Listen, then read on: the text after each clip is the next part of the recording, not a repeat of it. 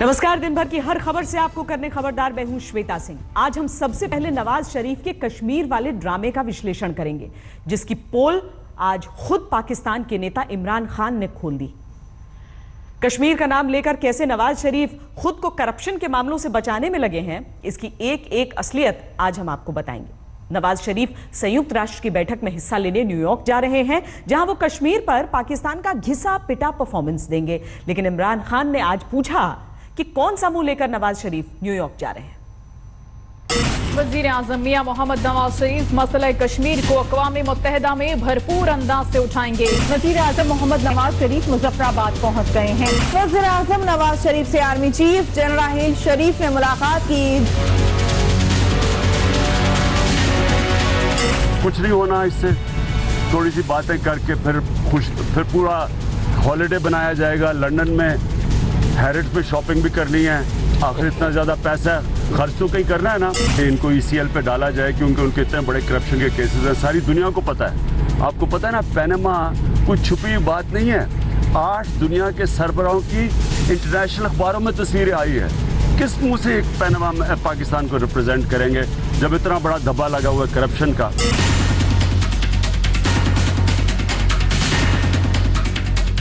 आज नवाज शरीफ के कश्मीर वाले उस ड्रामे का पर्दाफाश होगा जिसे वो UN की 71वीं बैठक में फिर से करने वाले हैं। कल रवानगी से पहले आज नवाज शरीफ ने पहले अपने बॉस आर्मी चीफ राहील शरीफ से ऑर्डर लिए, फिर पाकिस्तान के कब्जे वाले कश्मीर में अपने गुलाम प्यादों से मुलाकात की। लेकिन नवाज शरीफ की पोल आज इमरान खान ने खोल दी। इमरान खान ने पूछा है कि पनामा लीक्स में खुले भ्रष्टाचार के बड़े आरोपों के साथ नवाज शरीफ किस मुंह से UN में जाएंगे। नवाज शरीफ UN में कश्मीर का ड्रामा करने जा रहे हैं। असलियत क्या है, खुद इमरान खान बता रहे हैं। हवाएं खा रहे होंगे। ये है नवाज शरीफ के कश्मीर वाले ड्रामे की सच्चाई। UN में सैर सपाटा और करप्शन के आरोपों को कश्मीर की आड़ में छुपा लेना। नवाज शरीफ ने पूरा माहौल तैयार कर दिया है कि कोई उनके भ्रष्टाचार पर सवाल न पूछे। कश्मीर वाला ये पूरा कूटनीति खेल इसीलिए हो रहा है। यहाँ पर इन्वेस्टमेंट नहीं हुई, यहाँ इंडस्ट्रियलाइजेशन नहीं हुआ, यहाँ पर तरक्की नहीं हुई, यहाँ पर बिजली का बहरान है, ये सारी चीजें मौजूद हैं। और सबसे बड़ी बात यह है कि हम तेजी से, हमारी बड़ी आबादी जो है गुर्बत की लकीर से नीचे गिरती जा रही है। तो ये मसाइल तो हल नहीं हुए। इन तमाम मसाइल समेत और इन तमाम इशूज समेत और 10 करोड़ से ज्यादा भूखे इंसानों के भूखे पेट समेत मैं भी आपके साथ हूं मियां नवाज शरीफ को मुबारकबाद कहने में।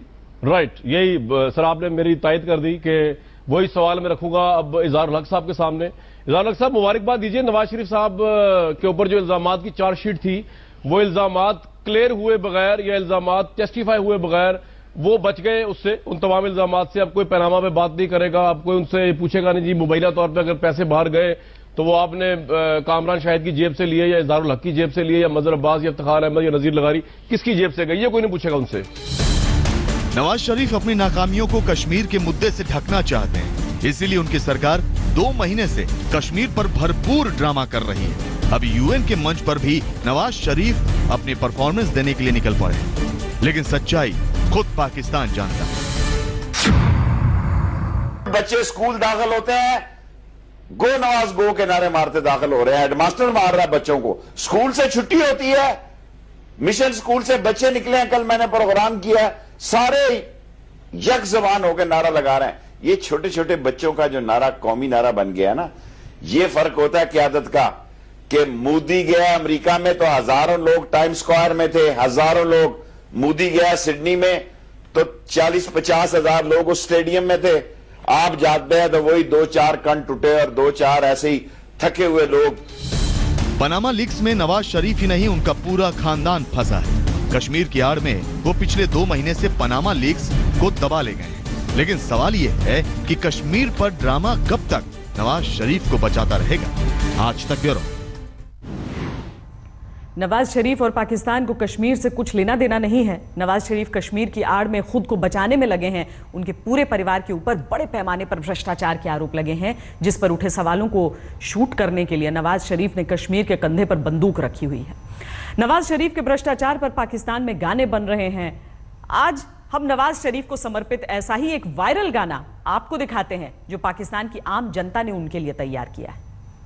रोज मियां साहब तू लंदन आता जाता है, रोज रोज मियां साहब तू लंदन आता जाता है, तुझे कसम है सच बताए पैसा कहाँ से आता है, तुझे कसम है सच बताए पैसा कहाँ से आता है, रोज रोज मियां साहब तू लंदन आता जाता है, रोज रोज मियां साहब तू लंदन आता जाता है, तुझे कसम है सच बताए पैसा कहाँ से आता है, तुझे कसम है सच बताए पैसा कहाँ से आता है, तू जो हो बीमार तू अपना लंदन में इलाज कराए, तू जो हो बीमार तू अपना लंदन में इलाज कराए, हम जैसा बीमार हो तो बस तड़प तड़प के मर जाए, हम जैसा बीमार हो तो बस तड़प तड़प के मर जाए, हम जैसों का हॉस्पिटल में कौन इलाज करता है, हम जैसों का हॉस्पिटल में कौन इलाज करता है, तुझे कसम है सच बताए पैसा कहाँ से आता है, रोज रोज मियां साहब तू लंदन आता जाता है, तुझे कसम है सच बताए पैसा कहाँ से आता है, तुझे कसम है सच बताए पैसा कहाँ से आता है, तुझे कसम है सच बताए पैसा कहाँ से आता है, तुझे कसम है सच अभी बता यार किधर से पैसा आता है तू। इस कूटनीति के बाद खबरदार में अब विश्लेषण समाजवादी पार्टी की उस राजनीति की जिसमें चाचा शिवपाल भतीजे अखिलेश पर भारी पड़ गए। शिवपाल ने जो चाहा वो आखिरकार हो गया, उनके विभाग भी उन्हें वापस मिल गए, प्रदेश अध्यक्ष का पद भी मिल गया और उनके करीबी मंत्री गायत्री प्रजापति को भी अखिलेश कैबिनेट में फिर से एंट्री मिलने की बात पक्की हो गई। समाजवादी पार्टी में नेताजी मुलायम सिंह की माथापच्ची के बाद संघर्ष विराम तो हो गया, लेकिन सवाल है ये सीज फायर कितने दिनों तक कायम रहेगा।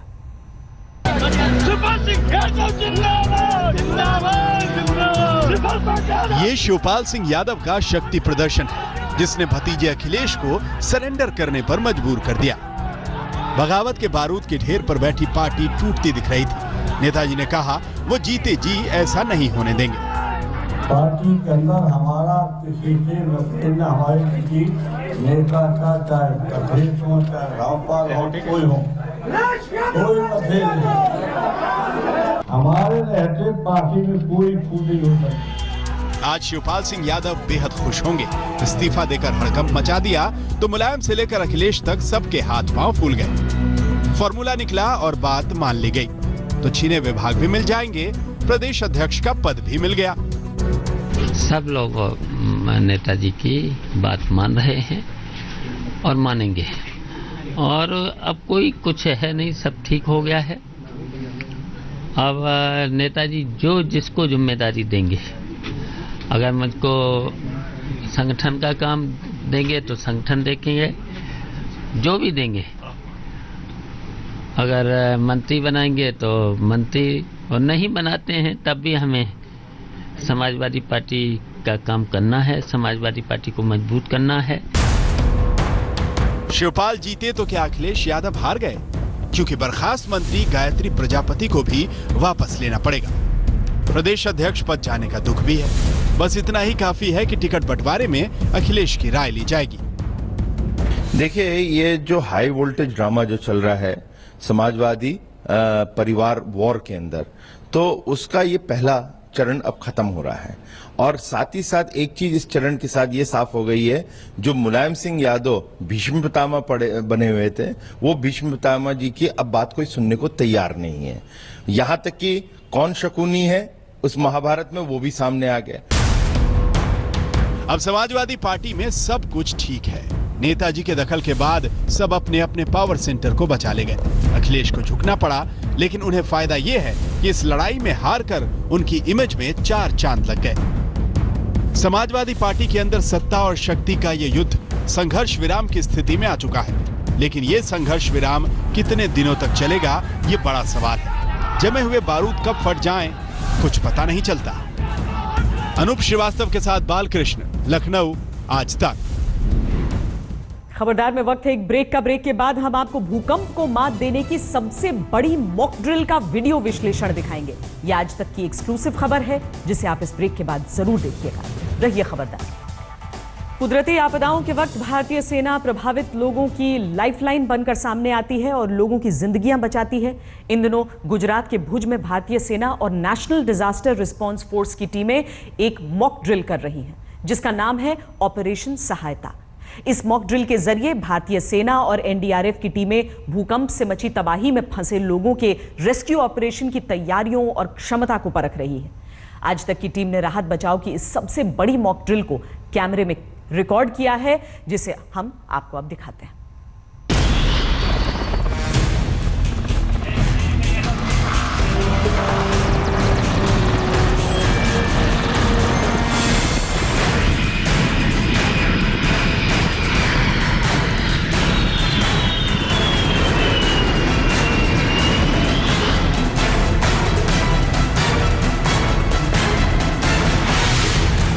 भुज में आए विनाशकारी भूकंप के 15 साल बाद पहली बार भारतीय सेना के तीनों विंग और एनडीआरएफ की टीमें भूकंप के बाद बचाव अभियान का अभ्यास कर रही हैं, जिसका नाम है ऑपरेशन सहायता।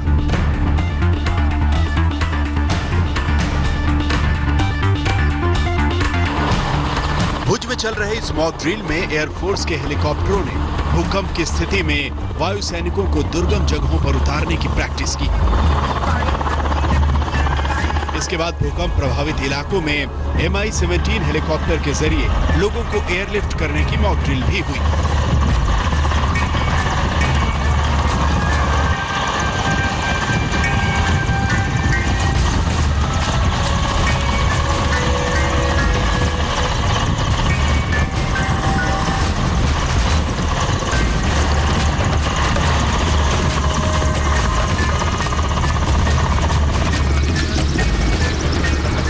इस मॉक ड्रिल के लिए खास तौर पर इंडियन एयरफोर्स का संकट मोचक माने जाने वाला सबसे बड़ा मालवाहक हवाई जहाज ग्लोब मास्टर MI-17 भी इस्तेमाल हुआ।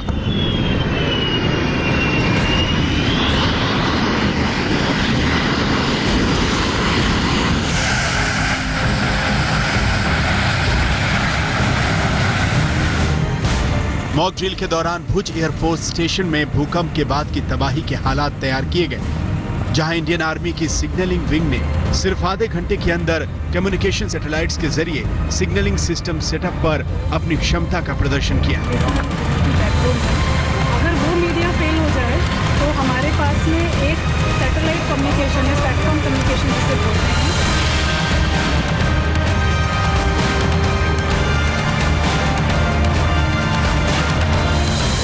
भुज एयरफोर्स स्टेशन में चल रहे ऑपरेशन सहायता में एनडीआरएफ की टीमों ने भूकंप के बाद तबाह हुई इमारतों के मलबे में दबे लोगों के सर्च ऑपरेशन का अभ्यास भी किया। एनडीआरएफ की टीमें एक मकान में फंसे लोगों को बचाने के लिए किस तरह ऑपरेशन चलाती हैं, जी आप देख रहे हैं।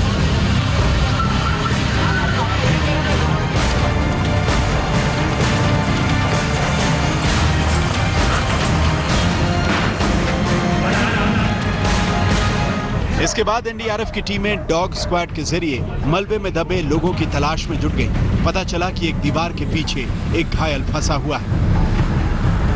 इसके बाद दीवार काटकर उस शख्स को बचाया गया।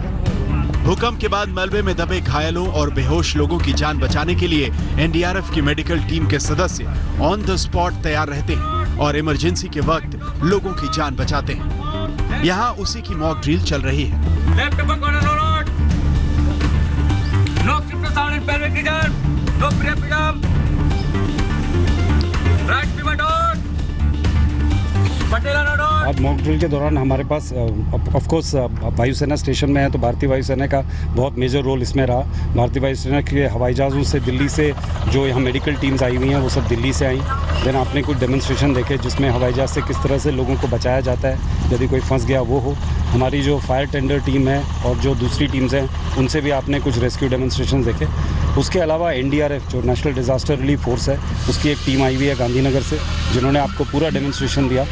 ICRC red cross, Indian red cross society की तरफ से हमारे पास कुछ डॉक्टर सुबह 5:30 बजे से हैं जो हमारे साथ ये देख रहे हैं कि किस तरह से मदद की जाए, किस तरह से वो कुछ हमसे सीख सकें और कुछ वो हमें सिखा सकें। डिस्ट्रिक्ट एडमिनिस्ट्रेशन पूरा का पूरा पूरी स्ट्रेंथ में यहाँ इस समय अवेलेबल है ये देखने के लिए कि कैसे इस बात को आगे दोहराया जा सके। तो सब एजेंसीज जो है मिलजुल के काम किया है इसमें। भुज एयरफोर्स स्टेशन पर सेना के तीनों विंग और एनडीआरएफ की टीमों ने मिलकर भूकंप की तबाही में फंसे लोगों की जान बचाने की अपनी क्षमताओं को परखने के लिए ऑपरेशन सहायता को अंजाम दिया।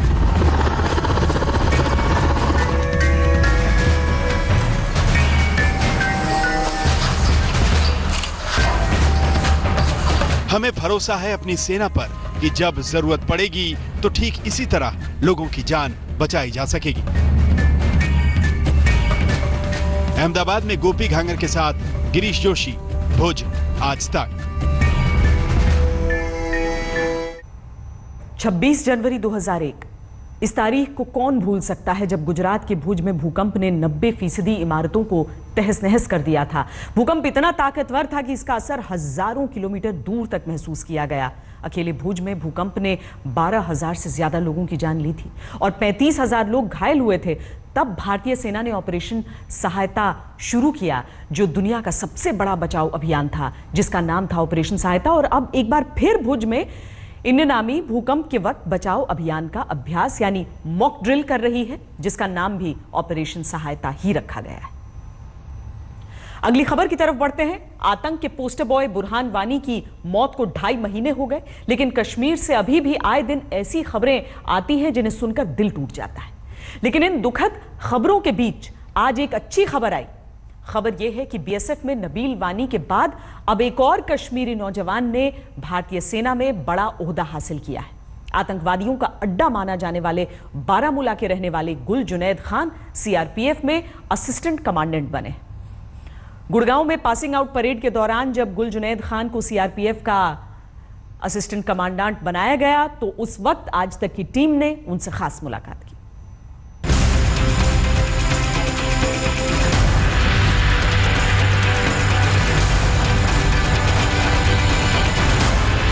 देखिए, वायलेंस किसी भी चीज़ का सोल्यूशन नहीं है। सोल्यूशन हर एक चीज़ का पीस है, बातचीत करना ही है। बीएसएफ के नबील वानी के बाद अब एक और कश्मीरी नौजवान देश की सेवा और सुरक्षा के लिए तैयार है, जिन पर कश्मीर के आतंक के बुरहान वानियों की जहर बुझी वाणी पर कंट्रोल करने की जिम्मेदारी है। ये हैं कश्मीर के बारामूला में रहने वाले गुल जुनैद खान, जिन्हें अब लोग सीआरपीएफ के असिस्टेंट कमांडेंट गुल जुनैद खान के नाम से जानेंगे।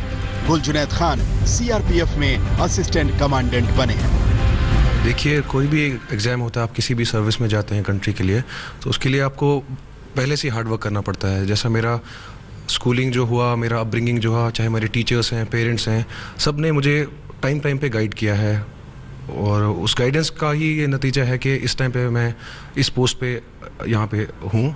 वो गाइडेंस जो थी मेरी, जो मेरी ट्रेनिंग पर्टिकुलरली यहाँ पे हुई, जो मेरे ट्रेनर्स ने मेरे को हेल्प किया, उस ट्रेनिंग की वजह से मैं इस टाइम पे इस पोस्ट पे बैठा हुआ हूँ और इस पे स्थित हूँ। गुल जुनैद के चाचा आईपीएस अफसर रह चुके हैं। उनको देखकर ही गुल जुनैद को सेना की वर्दी से प्यार हुआ। जम्मू से इंजीनियरिंग की पढ़ाई की और फिर दिल्ली आकर सेना में भर्ती की तैयारी करने लगे। फिर वो दिन भी आया जब उन्होंने सीआरपीएफ के असिस्टेंट कमांडेंट की वर्दी पहनी। आज तक से बातचीत में गुल जुनैद ने कश्मीर के पत्थरबाजों को नसीहत भी दी है। हर एक का अपना एक परसेप्शन होता है। मैं सिर्फ ये कहना चाहूँगा कि उनको जो भी हैं वो एक अच्छा मींस सोर्स एक यूज़ करें अपने आप को। एक उनका जो टैलेंट है, चाहे वो पढ़ाई के लिहाज में किसी और क्राफ्ट के लिहाज से है, उसको एक्सप्लॉइट करें उस टैलेंट को। वो पढ़ाई है या क्राफ्ट है, कोई एम्प्लॉयमेंट है, उसको एक्सप्लॉइट करके एक पीसफुल सिचुएशन क्रिएट करने की कोशिश करें।